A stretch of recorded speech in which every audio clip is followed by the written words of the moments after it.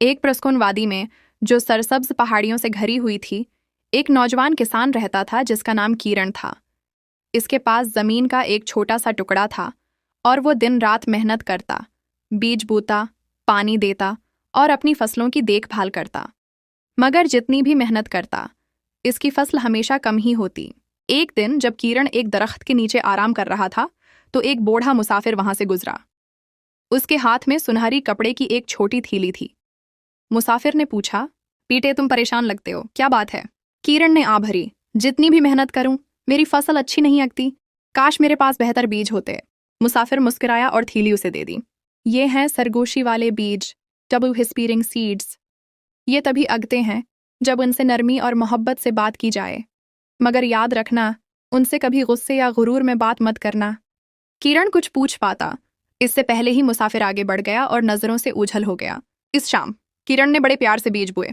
हर सुबह वो उन्हें पानी देता और आहिस्ता से कहता, मेरे दोस्तों मजबूत बनो, तुम इस जमीन को हरा भरा कर दो। दिन हफ्तों में बदल गए। छोटे छोटे पौधे जमीन से निकलने लगे और फिर वो इतने बड़े हो गए कि सारी वादी सुनहरी समंदर की तरह लगने लगी। गांव वाले हैरान थे। किरण, तुमने ये कमाल कैसे किया? किरण मुस्कुराया और फख्र से बोला, शायद अब मैं वादी का सबसे अच्छा किसान बन गया हूं। अब उसके दिल में गुरूर आने लगा। उसकी आवाज बदल गई। एक सुबह उसने कहा, तुम सब मेरी मेहनत की वजह से बड़े हुए हो। तुम मुझ पर एहसानमंद होना चाहिए। इस रात वादी में एक अजीब सी खामोशी छा गई। सुबह जब सूरज निकला तो सारे पौधे मुरझाए हुए थे, उनके पत्ते जर्द पड़ गए थे। किरण घबरा गया।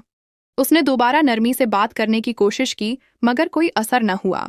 मायूसी में बैठकर वो बोला, मुझे माफ कर दो, मैं भूल गया कि जिंदगी मोहब्बत से बढ़ती है, गुरूर से नहीं। हल्की सी हुआ चली। पत्ते सिरसराहने लगे, जैसे कोई मध्यम सरगोशी कर रहा हो। आहिस्ता आहिस्ता पौधे फिर से सीधे हो गए और सूरज की रोशनी में जगमगाने लगे।